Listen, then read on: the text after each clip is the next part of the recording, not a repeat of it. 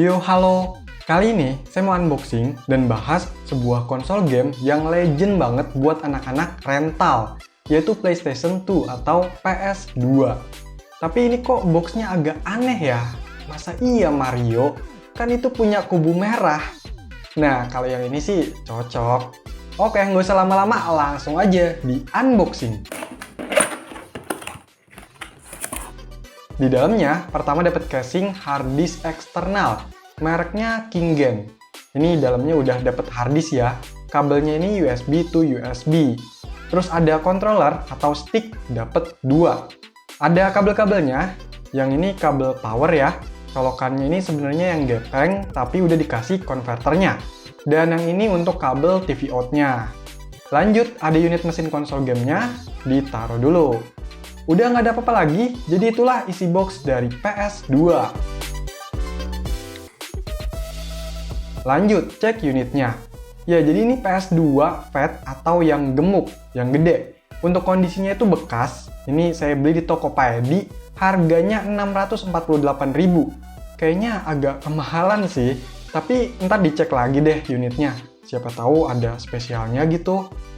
Di bagian sini ada tulisan PS2, PlayStation 2, ini timbul gitu ya. Terus di sisinya ada tombol reset, eject, logo PS, CD atau DVD room.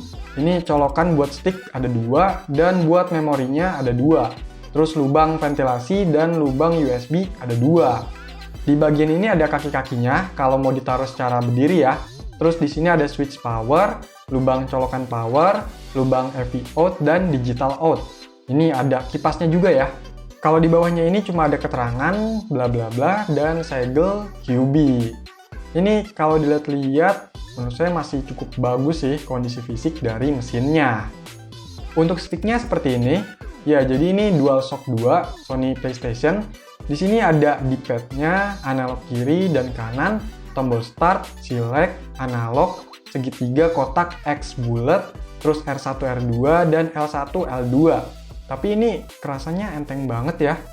Oke, lanjut. Kita colok-colok nih untuk powernya, AV out ke TV. Jangan lupa juga nih hard disknya dicolok. Dan sticknya juga. Oke, coba dinyalain. Semoga bisa nyala. Yes, nyala! Dan inilah tampilan awalnya. Nah, ini udah di mode ya, jadi Matrix. Dan ini pilih menu USB Advance, nanti muncul daftar dari gamenya. Untuk gamenya ini dikasih 50 judul. Untuk varian harddisk yang saya beli ini kapasitasnya 40 GB. Ya udah cukup banyak, tinggal pilih aja nih game yang mau dimainin. Yuk langsung aja, gas main gamenya.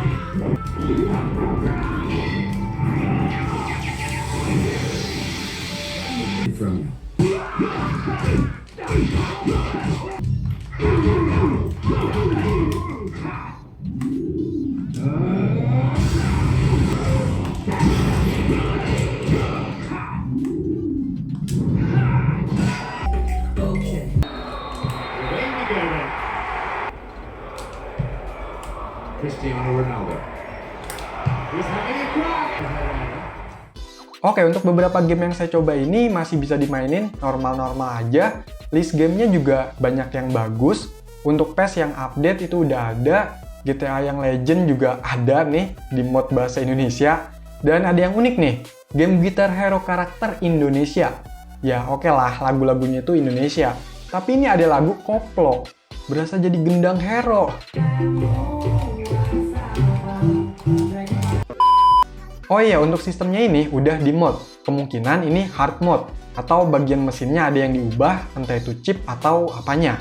Jadi kita bisa memainkan game yang ada di harddisk eksternal. Versi tani pula.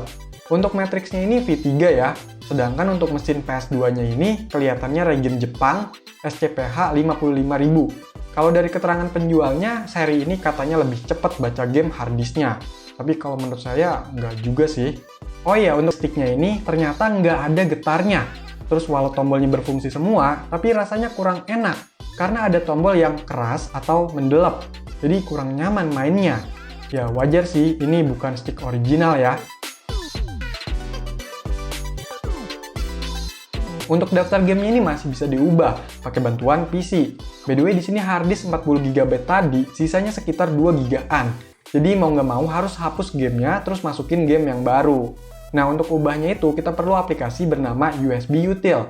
Dan pastinya file ROM gamenya yang berformat ISO. Jadi ini nggak bisa sembarang copy paste ya. Metodenya mirip-mirip sama masukin game di Nintendo Wii. Selain itu, kita juga bisa mainin game-game retro dari konsol lain. Seperti biasa, pakai aplikasi RetroArch. Jadi kita masukin file RetroArch-nya itu ke harddisk, begitu juga untuk file ROM game yang ingin dimainkan.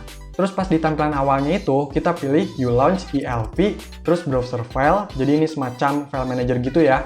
Terus buka folder RetroArch tadi, dan jalanin reboot.elv. Nah, kalau udah kayak gini, tinggal load konten dan cari file ROM game yang udah dimasukkan tadi. Di sini kita bisa mainin game dari NES, Sega, Game Boy, dan lain-lain. Selain itu, kita juga bisa mainin game-game PS1 pakai PS2, PSXi. Sama metodenya kayak RetroArch tadi. Dan siapin file ROM game PS1-nya. Tapi yang ini saya rasa kayak agak berat dan beberapa game yang saya coba nggak berjalan normal. Ini saya kurang tahu apa ada yang salah atau memang begini. Dari keterangan penjualnya kan ini tipe multi, jadi selain bisa pakai harddisk, masih bisa juga baca CD atau DVD gamenya. Tapi saya belum coba gimana kalau mainin pakai kasetnya, soalnya nggak punya. Ya jadi nggak bisa nyoba banyak hal lainnya, karena keterbatasan kit, jadi tolong dimaklumi ya. Nah untuk performa konsol gamenya, setelah saya coba beberapa hari ini, saya malah jadi asik main gamenya. Pas main game kadang macet di tengah-tengah permainan. Nah yang ini bikin kesel. Saya kurang tahu ya masalah harddisk atau dari mesin konsolnya. Soalnya harddisknya ini juga sering bunyi-bunyi gitu, letek-letek pas baca data. Waduh, kenapa nih? Ini lagi seru-serunya main. Macet. Hadeh. Kayaknya ini harddisk bekas yang umurnya itu udah lumayan lama. Selain itu, untuk mesin ini menurut saya rekondisi ya. Wajar sih, namanya juga barang udah lama, jadi perlu peremajaan. Untuk PS2 itu pertama kali dijual sekitar tahun 2000, jadi udah 22 tahun nih umurnya.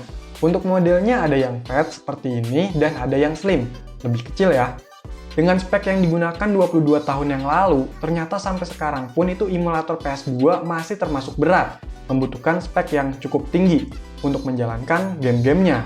Contohnya di handphone Android itu setidaknya dengan spek menengah ke atas untuk lebih nyaman maininnya. Dan game-gamenya itu saya rasa masih tetap keren, terus bikin kita kembali ke zaman-zamannya rental. Wah, waktu itu walau nggak main, cuma ngeliatin yang main aja udah seru bagi saya. Kalau sekarang tuh kayak kita nonton streamer yang live main game, seru kan? Ya boro-boro saya punya PS2, dulu saya buat main di rentalan aja nggak ada duitnya. Dan cuma anak-anak orang kaya aja tuh yang punya PS2 di rumahnya. Tapi anehnya, ada yang udah punya PS2 di rumahnya, tetap mainnya itu di tempat rental. Katanya lebih seru aja gitu. Ya, orang kaya malah bebas.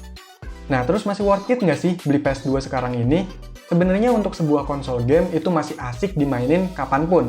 Karena ya gamenya itu tetap bisa dimainin dengan lancar. Apalagi dengan harga yang sekarang terbilang cukup terjangkau. Tergantung kondisi unitnya. Nah, yang bikin gak worth it itu dari kondisinya.